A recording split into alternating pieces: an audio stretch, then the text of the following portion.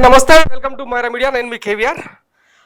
దేశవ్యాప్తంగా సార్వత్రిక ఎన్నికలు ఎంత ప్రహసనంగా మారినాయో ఇప్పటికే మనం చాలా వీడియోల్లో మాట్లాడుకున్నాం. తాజాగా మాజీ మంత్రి అంబటి రాంబాబు కొన్ని విషయాలు మీడియా ముఖంగా హైలైట్ చేసే ప్రయత్నం చేశారు. దేశ చరిత్రలోనే, ఆ మాటకు వస్తే ప్రపంచ చరిత్రలోనే అతిపెద్ద ఎన్నికల వ్యవస్థకు సంబంధించిన కుంభకోణంగా ఆంధ్రప్రదేశ్ ఎన్నికల వ్యవహారాన్ని ఎస్టాబ్లిష్ చేసే ప్రయత్నం దేశవ్యాప్తంగా జరుగుతుంది. దీనికి సంబంధించి ముందు అసలు అంబటి రాంబాబు ఏం మాట్లాడారో ఒకసారి విన్న తర్వాత మీకు డీటెయిల్గా ఎక్స్ప్లెయిన్ చేసే ప్రయత్నం చేస్తా.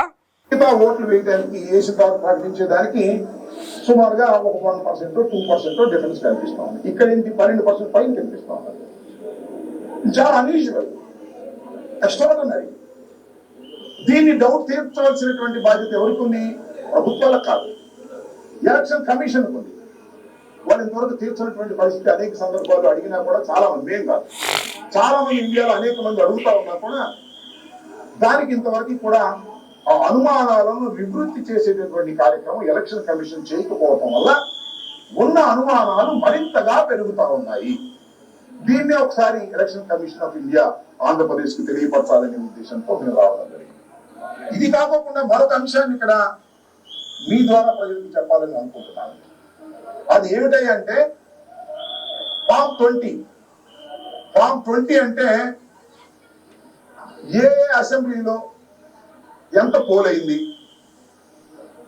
ఎవరెవరికి ఎంత పడ్డాయి, ఇండిపెండెన్స్ కి ఎంత పడ్డాయి, వైసీపీకి ఎంత పడ్డాయి, తెలుగుదేశానికి ఎంత పడ్డాయి, ఇతర పార్టీకి ఎంత పడ్డాయి, నోటాకి ఎంత పడ్డాయి, మొత్తం అంతా ఫిగర్స్ రావాలి.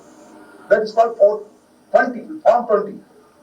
అది చిత్రమైన విషయం ఏంటంటే ఈ రోజు వరకు ప్రకటించారు.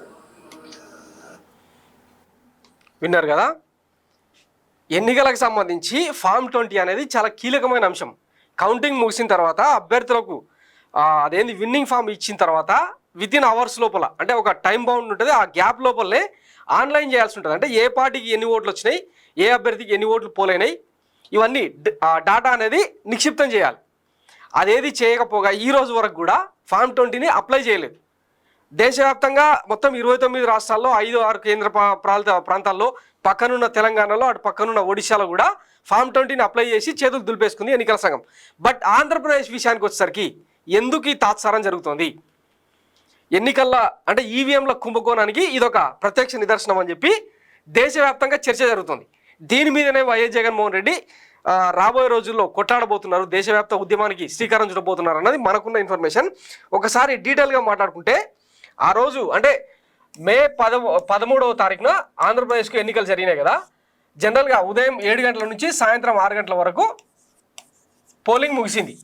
ఫస్ట్ అంటే ప్రాథమిక రిపోర్ట్ ప్రకారం ఎన్నికల సంఘం ఇచ్చిన డాటా ఏంటంటే 68.02% పోలింగ్ జరిగింది అని. తర్వాత 11 గంటల సమయంలో 76% పైగా పోలింగ్ నమోదైందని చెప్పి ఇంకొక ఫిగర్ చెప్పింది. మొత్తం ఎన్నికలు అయిపోయినాక 3వ రోజు 4వ రోజు టోటల్గా 81.66% సంథింగ్ అని చెప్పి మొత్తం, అంటే ఇక్కడి నుంచి మొదలు పెడితే టోటల్గా 12% పైగా ఓట్ల హైక్ పెరిగింది.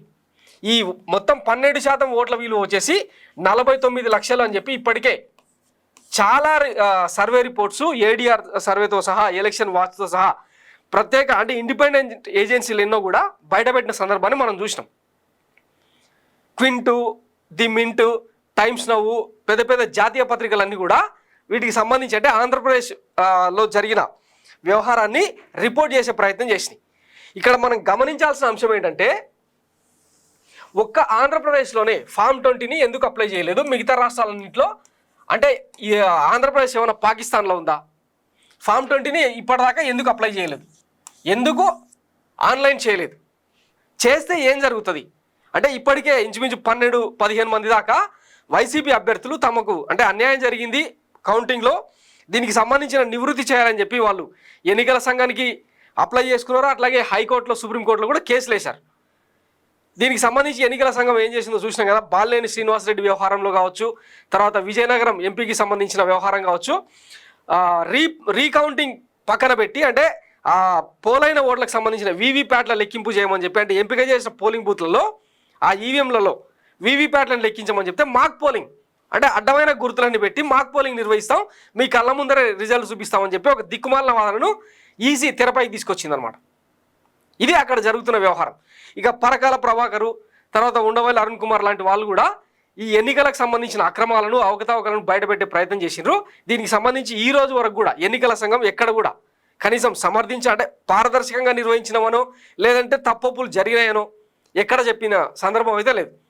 ఇంకొకటి మీ దృష్టిలో అంటే నేను చేసిన అనాలిసిస్ కొంతమంది ఏమంటారు మెషిన్ ఎక్స్పర్ట్స్ ఈవీఎంల ఎక్స్పర్ట్స్ను కనుక్కున్న తర్వాత తెలిసింది ఏంటంటే ఆంధ్రప్రదేశ్లో జనరల్గా 0 to 1 ఇది గూగుల్ ఆన్లైన్ ఆల్గారిథం. అంటే మనం ఏ రకంగా అంటే తెలుగులో కావచ్చు తమిళ్లో కావచ్చు ఏ రకంగా ఏ భాషలో కోడ్ లాంగ్వేజ్ రాసినా ఈ 0-1 అనే ఆల్గారిథంలోకి మారిపోయి డాటా తీసుకుంటుందని చెప్పి ఒక విశ్లేషణ ఉంది కదా. ఈ నేపథ్యంలో అంటే ఈవీఎంలలో జరిగిన స్కామ్ ఎట్లా విశ్లేషించవచ్చు అంటే 0 నుంచి 9 వరకు పడే ఓట్లు ఉంటాయి కదా. ప్రతి నియోజకవర్గంలో ఆన్ యావరేజ్ 2.5 లక్షలు 3 లక్షల వరకు కూడా కొన్ని నియోజకవర్గాల్లో ఓట్లు ఉంటాయి. 2 లక్షలు మనం ఒక ఎగ్జాంపుల్గా తీసుకుందాం. ఒక నియోజకవర్గంలో ఫర్ ఎగ్జాంపుల్ హిందూపూర్ లేదంటే ధర్మవరం అనే నియోజకవర్గంలో 2 లక్షల ఓట్లు పోలేని. ఓకే, ఇక్కడ 0 నుంచి 9 ఓట్లు పోలయ్యే క్రమంలో ప్రతి 9 ఓట్లలో ఒక ఓటు అంటే ఇప్పుడు ఫర్ ఎగ్జాంపుల్ వైసీపీకి అంటే 5 ఓట్లు పడ్డాయి, మిగతావి 4 ఓట్లు కూటమికి పడ్డాయి అనుకుందాం. ఈ 5వ ఓటు ఏదైతే ఉందో ఇది ఇక్కడ ట్రాన్స్ఫర్ అవుతుంది అనమాట. అంటే ఒక ఓటు ఫస్ట్ పడ్డ అంటే 0 నుంచి 9 ఓట్లలో ఒక ఓటు ఆటోమేటిక్గా ప్రతిపక్ష పార్టీకి పడేటట్టు ఈవీఎంల మ్యానిపులేషన్ జరిగిందన్నది మనకు వచ్చిన ఇన్ఫర్మేషన్. ఈ రకంగా తీసుకుంటే అంటే ప్రతి 9 ఓట్లలో అంటే 2 లక్షల ఓట్లను తీసుకుంటే 22,500 ఓట్లు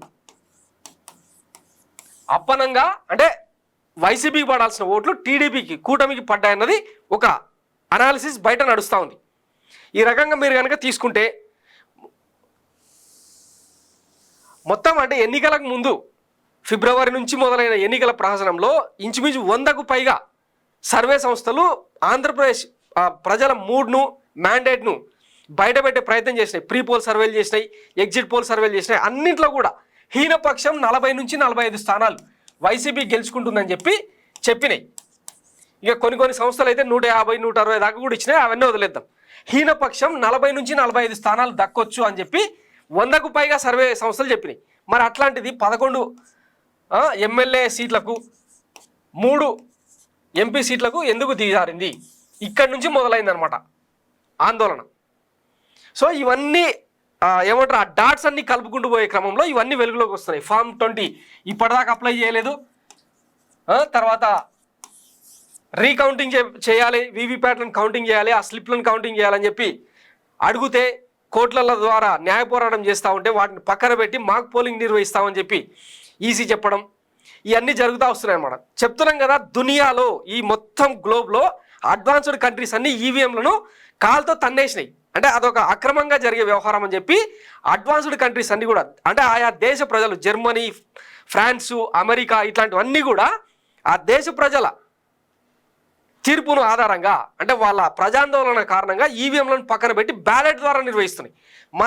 మన దేశ దిక్కుమాలతనం ఏంటంటే 146 కోట్ల జనాభాలో ఇంచుమించు 100 కోట్ల మంది ఓటర్లు ఉన్నారన్నమాట. ఇంతమందితో బ్యాలెట్ నిర్వహించడం సాధ్యం కాదు అనే క్రమంలో ఈ ఈవీఎంలను తప్పనిసరి పరిస్థితులు పెట్టే ప్రయత్నం చేస్తున్నారు. మరి దీన్ని వీళ్ళు ఇట్లా అడ్వాంటేజ్గా మార్చుకుంటే ఎట్లా? దేశ ఎన్నికల చరిత్రకే ఇది ఒక కలంకం కదా. అసలు ప్రజాస్వామ్యం వేడుంది, రాజ్యాంగం వేడుంది అన్నది ఇప్పుడు నిలదీయాల్సిన అవసరం ఉంది. మన ఓటు ఎవడో మింగేస్తే, ఎవడో మింగిపోతే ఇక చేతులు కట్టుకొని కూర్చోవాలా? ఇప్పటికే ఇది ఈవీఎం సర్కారు ప్రజా తీర్పుతో ఏర్పడ్డ ప్రభుత్వం కాదని చెప్పి జనం గగ్గోలు పెడతా ఉంటే వీటన్నిటిని బయటకు రాకుండా ఈ లుచ్చ మీడియా, పచ్చ మీడియా ఏం చేస్తుందో చూస్తూనే ఉన్నారు కదా. ఇవేవి తెర మీదకి రాకుండా అడ్డమైన విషయాలన్నింటినీ జనం నెత్తిన రుద్దే ప్రయత్నం చేస్తూ ఉన్నారు. యాక్చువల్గా జరగాల్సింది ఇది చర్చ. ఒక్క ఆంధ్రప్రదేశ్లో కాదు, ఒడిశా అసెంబ్లీ ఎన్నికల్లో కూడా అవకతవకలు జరిగినాయని చెప్పి, కాకపోతే అక్కడ ఎవరు మాట్లాడే వాళ్ళు లేరు. ఎందుకంటే నవీన్ పట్నాయక్ వయసు అయిపోయింది, కానీ వైఎస్ జగన్మోహన్ రెడ్డికి వయసు ఉంది కదా, కొట్లాడతాడు. ఇప్పటిదాకా బెంగళూరు కేంద్రంగా చాలా చర్చలు జరిగినాయి. ఇండియా కూటమికి సంబంధించిన నేతలందరూ కూడా వైఎస్ జగన్కు సానుభూతి తెలిపే క్రమంలో నీ వెంట నడుస్తాం, ఎంత దూరమైనా పోదామని చెప్పి ఇప్పటికే ఒక కంక్లూజన్కి వచ్చిన సందర్భంలో ఇవన్నీ జరుగుతూ ఉన్నాయి. ఇక రాబోయే రోజుల్లో ఇప్పటికే అంటే ఈ ఈవీఎం స్కామ్ అనేది ఆంధ్రప్రదేశ్లో మాత్రం జరగట్లేదు, ఇది వదిలేసేయండి. తెలంగాణ, బెంగళూరు, చెన్నై, ఒడిశా, మహారాష్ట్ర, మధ్యప్రదేశ్, రాజస్థాన్ లాంటి రాష్ట్రాల్లో పెద్ద ఎత్తున దుమారం రేగుతుంది. ఇది ఖచ్చితంగా ఈవీఎం మ్యానిపులేషన్తో ఏర్పడ్డ ప్రభుత్వం అన్న చర్చ అయితే దేశవ్యాప్తంగా పెద్ద ఎత్తున జరుగుతుంది. నిపుణులందరూ కూడా ఇది ప్రజాస్వామ్యానికి మంచిది కాదని చెప్పి ఎవరి వాయిస్ వాళ్ళు వినిపించే ప్రయత్నం చేస్తున్నారు. ఈ నేపథ్యంలో ఆర్ఎస్ఎస్ ఎన్డీఏ ప్రభుత్వాన్ని, మోడీ సర్కార్ను దిగిపోమని చెప్పి ఒక ఇండికేషన్ కూడా ఇచ్చినట్టు మనకున్న సమాచారం. సో రాబోయే రోజుల్లో మోడీ సర్కార్ కనుక దిగిపోతే రేపటి మహారాష్ట్ర ఎన్నికల్లో నెగిటివ్ తీర్పు వస్తుంది డెఫినెట్గా, అందులో ఏమాత్రం డౌట్ లేదు. ఎందుకంటే 10 ఏళ్ళ ఈ మోడీ సర్కారు వైఫల్యాలు అన్నీ ఇన్ని కావు. ఎందుకంటే డిజాస్టర్ లాంటి ఎన్నో పథకాలను తీసుకొచ్చి దేశంలో ఎత్తిన రుద్దిండ్రు అందరికీ తెలిసిందే. ఓ జిఎస్టీ, ఓ నోట్బందీ, రైతు చట్టాలు, నల్ల చట్టాలు, ఇవన్నీ కూడా అందరికీ తెలిసే ఉన్నాయి కదా. మొన్నటి ఎన్నికల్లో కూడా ఇంచుమించు 240 స్థానాలు సోలోగా దక్కించుకుంది. మొత్తం ఎన్డీఏ కూటమి తరఫున 292 స్థానాలకు గెలుచుకుంది. 400 స్థానాలు టార్గెట్గా పెట్టుకుంటే వచ్చింది 292 స్థానాలు. ఇందులో 79 స్థానాలు కేవలం ఈవీఎంల కారణంగానే తీర్పు మారిపోయిందని చెప్పి ఇప్పటికే చాలా ఏజెన్సీస్ బయటపెట్టినాయి. సో ఈ లెక్కన చూస్తే ఇప్పుడు గద్దెనెక్కింది ఎన్డీఏ సర్కార్ కాదు, ఈవీఎం సర్కారు అన్నది ఒక కంక్లూజన్కి వచ్చేసి ఈ నేపథ్యంలో అంటే ఆర్ఎస్ఎస్ భావజాలమే హిందూ భావజాలం నేపథ్యంలో దేశ ప్రజల నైతిక మద్దతు మనం కోల్పోతే రాబోయే అంటే ఫ్యూచర్ బీజేపీకి ఉండదన్న ఉద్దేశంతో మోడీ సర్కారును దిగిపోమని చెప్పి ఒత్తిళ్లు చేస్తున్న ప్రయత్నం జరుగుతూ ఉన్నది. ఈ నేపథ్యంలో ఒక్కసారి కనుక మోడీ ఎన్డీఏ కూటమి కనుక డిస్క్వాలిఫై అయితే 2వ నిమిషంలోనే చంద్రబాబు సర్కార్ కూలిపోతుందన్న చర్చ దేశవ్యాప్తంగా పెద్ద ఎత్తున జరుగుతుంది. సో ఇవేవి మన ఈ లుచ్చ మీడియా, పచ్చ మీడియా రాయనివ్వరు. ఇక వీళ్ళు నీతులు చెప్తా ఉంటారు. వైసీపీ రంగు భాగవతాలు, దువ్వాడ దువ్వెన ఇవేవో ఉన్నాయి కదా, మాధురి గోకుడు, ఇట్లాంటి వార్తలు. నిన్న మొన్న విశాల్ గున్ని, ఇంకొక రానా ఐపీఎస్ లాంటి వాళ్ళని తీసుకొచ్చి సజ్జల రామకృష్ణారెడ్డి అదేంది ఒక ముంబై నటితో ఏదో భాగవతం అని చెప్పి బయట పెడతా ఉన్నారు. ఇవన్నీ ఎవరికి కావాలి? ఈరోజు కూటమి సర్కారు ఏర్పడి ఇంచుమించు 2 నెలలు దాటిపోయింది, 3వ నెలకు వచ్చేసింది. రేపు మళ్ళీ ఫస్ట్ వస్తే పెన్షన్ వ్యవహారం ఉంటుంది, సంక్షేమం అందించాల్సి ఉంటుంది, తల్లి దీవెన, ఇట్లాంటివన్నీ ఏవేవో హామీలు ఇచ్చినా ఏవి నెరవేర్చకుండా ఎంతసేపు తలలు నరుక్కుంటా, దాడులు చేసుకుంటా, వ్యక్తిగత దాడులు చేసుకుంటా, ప్రతిపక్షాలను మాట్లాడనీయకుండా ఉంటే ఎట్లా కుదురుతుంది? సో ఇవన్నీ ప్రజలు మాట్లాడాల్సిన అవసరం ఉంది, తిరగబడాల్సిన అవసరం ఉంది. మీరు చెప్పిన సూపర్ 6 పథకాలు, ఆ షణ్ముఖ వ్యూహంలో భాగంగా అవొక 4 మొత్తం 10 పథకాలను ఎప్పుడు అమలు చేస్తారని చెప్పి నిలదీసిన రోజున ఈ కూటమి సర్కార్ ఏం చేస్తారు అన్నది వేచి చూద్దాం. సో ఇది మైరా మీడియా ఎక్స్క్లూజివ్ స్టోరీ. ఖచ్చితంగా ఈవీఎంలకు సంబంధించి కుంభకోణం జరిగింది. ఇది ఒక పెద్ద స్కామ్ అన్న చర్చ అయితే దేశవ్యాప్తంగా పెద్ద ఎత్తున జరుగుతుంది. దీనికి సంబంధించి ఆంధ్ర ప్రజలు మాట్లాడాల్సిన అవసరం ఉంది. ఎక్కడికక్కడ నిలదీతలు, తిరుగుబాట్లు వస్తే తప్ప ఈ కూటమి అరాచకాలు అయితే ఆగవు.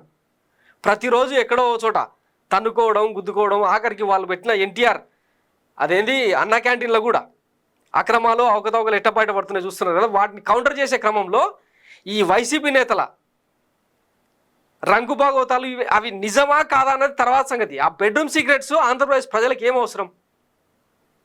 వాటిని గురించి తెలుసుకొని ఏం చేస్తారు? సో చూస్తూనే ఉండండి మైరా మీడియా. నేను మీ కేవీఆర్. Thank you.